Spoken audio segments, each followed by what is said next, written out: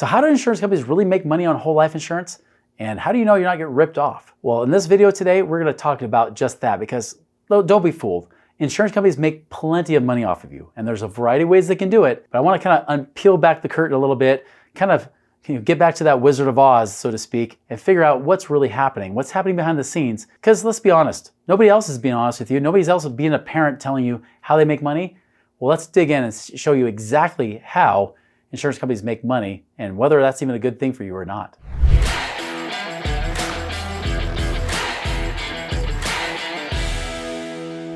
All right, first and foremost, know that all insurances, whether it's term insurance, universal life, whole life, the insurance company gets paid. Now, if you look at the history of insurance companies, they love term life insurance. Why?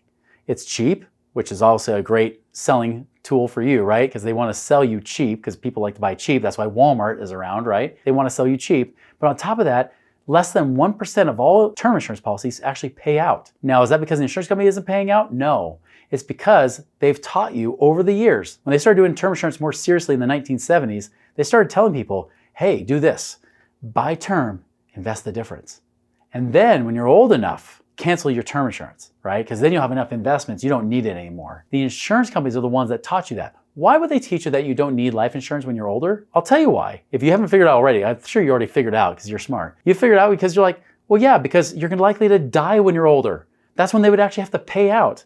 But if you cancel your policy before you die, that's all extra profits for them, isn't it? So for someone to say, oh, they make all their money on whole life or universal life, the truth is they make a lot more money on term insurance. That is their most profitable thing. The hardest thing would be is if you had a whole life policy, for example, and then never canceled it, they eventually they have to pay out. And they have to keep money in reserves because they know it could last your whole life. They're not as big on promoting that, on websites and things like that. They're always trying to push the cheap term insurance. So just know that, one, there's always fees. Now, are there a lot of upfront fees, especially on whole life insurance? Yes, there is. Universal life, it's more like term insurance. The fees go up over time. With whole life, the fees go down over time. They front load those fees in those first couple years, and then they back off significantly after about year 3 or 4, depending on how you design it. So yeah, they get paid more upfront. In fact, they have to. They're actually at a loss in the beginning, right? So they want to make sure that they're making their money back pretty quickly. That's why they charge so much in fees up front. So if you buy a traditional whole life policy, it's very possible you'll see 100% of all the money you put in gone in at least the first year or two. And if it's not the first 2 years, almost all of it's gone in the first 2 years. That's traditional whole life. Now on whole life, that's where the agents get paid. That's why the insurance agents actually make more money in the first year than they ever do the following years. So the insurance company, between paying the agent commissions, also the insurance risk and cost by insuring you. Also, you notice if you ever have to do an exam, you never pay for the exam, they pay for it for you. Insurance companies have a loss. So they charge all those fees up front in the first 2 years to make up for those losses because they're prepaying essentially for all that, assuming you're going to keep the policy more than a few years. And then of course, on the back end, they make more profits. Term insurance, same thing, but again, they can make that money back pretty quickly because there's not anything else like cash value they have to worry about. There's always these fees, but the big thing I like to do is figure out how we can lower those fees as low as we can get them. Now, many people ask well, what are the actual fees with my policy? I'll tell you this, it's a little confusing because the insurance companies legally don't have to tell you. Now, they'll send little different pages saying that they'll charge X amount of dollars per however much of insurance, things like that, but it takes a rocket scientist sometimes to figure all that out. The best thing I do is I tell people, look at the net, right? So for example, I had somebody who got to know a guy that was here on YouTube, very popular in the infinite banking space. He went and talked to one of their insurance agents, and that insurance agent said, look, hey, we can get you putting in $10,000 a year. And look, year one, you have $7,000. So only $3,000 goes to cost. Now this guy was in his late 20s and he was very excited about it. He was actually starting an underwriting process on that. And I said, well, that's not bad. I would say that's a good policy, but not the best policy. I said, in your situation, you shouldn't be paying more than about $2,000 a year, not $3,000 a year. He said, really? Oh, come on, but this guy's the best. I've seen his YouTube videos. He's amazing. I said, I don't care. I know how those guys think, and you're actually lucky it was only 30%. Usually they tell you to pay 40% in the first year. 40%, not 30, and definitely not 20. So anyways, we started looking at the numbers. Lo and behold, yep, only 20% need to come out in cost in that first year. Now, the question is, how much money did that insurance agent make, right? Well, here's the easy answer. Those net costs coming out of your policy, that part of that, a percentage of that is what gets paid to the insurance agent. That's the easy answer. So traditional whole life, if you were to pay $10,000 to a traditional whole life plan, all $10,000 goes to costs.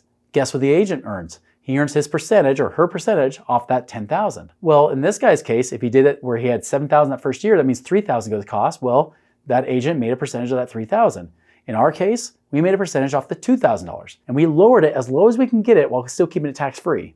Yes, you can lower costs even below that, and no, you can't ever get it to free, because if that's the case, you lose all your tax benefits and protections, and you might as well just buy an IRA if that's the case. And you get no insurance either. So don't do that, right? But we lower it as low as we can get it. So when I get to about 20, 25%, give or take, coming out the first year, it's because that's as low as we can get it in that first year. And then in the second year, it's even less. The third year is even less than that. Same thing. When we get paid, it goes down as time goes on. It gets to the point where it's kind of piddly after the first couple years. And same thing, especially the way we design it, by the time you get to that third or fourth year, it's already paying for itself. The dividends are more than paying for the insurance costs, so you have a net gain. That guy, by year 3, when he pays in $10,000, he's making more than $10,000 in that third year. It's like free insurance for him by that third year. And by the time he gets to the 5th or 6th year, he's already got more in cash than what he paid in. So for him, it's like, well, it's basically like a savings account, but now it's tax-free, protected from lawsuits and creditors, it's fine. But to understand, he also gets a death benefit, so it can protect his family, and it can do that too. By the way, we get a lot of people that are single saying, I'm not married, I don't have kids. I'm like, well, you might someday, and if you do, might as well get it now when you're young and cheap, versus later when you're older and more expensive, right? They're like, yeah, and regardless, even if you don't do it for the death benefit, even though that's the primary purpose of insurance, even if you don't, guess what? You've got cash in here growing, and it's protected, and it's guaranteed to keep growing. That's pretty awesome. So for her, she's like, well, fine. Well, if I don't have a family, this makes sense, I guess, because I can make more money in here than I would just leaving it in the bank. Exactly. Especially if you're looking at storing some place for emergency fund and things like that. All right. Now, one question that comes up sometimes kind of dealing with these fees, right? So now I've kind of exposed, like, the agents get paid the percentage of whatever the costs are. Now let's talk about this do you have to pay whole life insurance your whole life? Most agents show you that you have to pay it for your whole life, but that's not true. You can actually make a policy, what's called paid up, meaning that you can get to a point where you pay no more into it, there's no more premiums due the rest of your life, but the death benefit will be protected at whatever level it will be. They might adjust the death benefit a little bit to lower it to ensure that the cash inside the policy will keep growing too. So you can actually, in some cases, after the 7th year, stop paying into these policies. Now, most clients will want to keep paying after the 7th year. Well, at that point, it's already paying for itself anyways. It's making more than they put in. Even if they want to get the money back out, they just pull it back out and make some extra compounding interest, right? But everybody has that option. Some people will only design it to do it for 7 years, stop for the rest of their life, and it'll keep growing and going. And that's awesome. So unlike term, which you just pay it until you finally die, and then you don't even get the benefit, with whole life, you get this living benefit because you got the cash, that tax-free savings account you can use, and you got a death benefit to protect your family, and you don't have to pay for it your whole life. Another reason why I like using whole life instead of buying just term. By the way, I do have term insurance on myself. I don't mind having it for the death benefit only and for the estate planning part of it sometimes. But again, I buy the whole life for the actual cash value, that tax-free savings account that I can use to be able to make money twice. All right, so the big thing is, how do you know you're getting screwed over on this? Like, how do you know you're paying too much? The easiest way is to have it shopped around, right? To really find out and compare numbers. Apples to apples. It's got to be apples to apples. I've seen some people manipulate numbers and make it look like they're trying to do apples to apples, but they're not, or they'll throw completely different numbers out there. So even when people come to us, they say, hey, we had this person run these example here. Can you match it or can you beat it? And we'll give you an honest answer if we can or not. We'll run the numbers. I'll tell you, sometimes these guys make it way overly complicated. They'll say, you're paying this much this year and this much this year and all these different amounts. Don't believe that kind of stuff. That just makes it hard and complex and you have no clue what you're paying year to year. It's kind of fishy in my opinion. But I've seen people where even if it is apples to apples, worst case, we always match it. Most cases, we beat it. That's one thing we're proud of.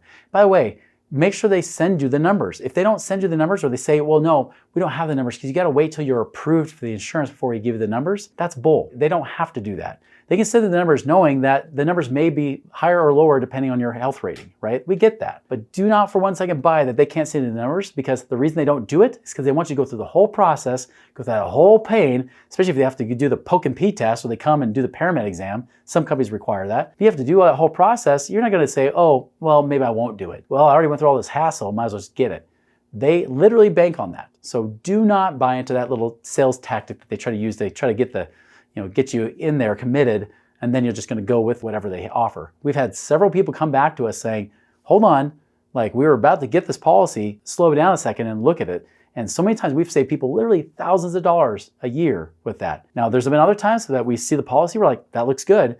Oh, but ask the agent to tweak this or that, and watch what happens. You'll make more money. I've actually had agents get ticked at us. They got pissed off because we told them how to actually get some more money.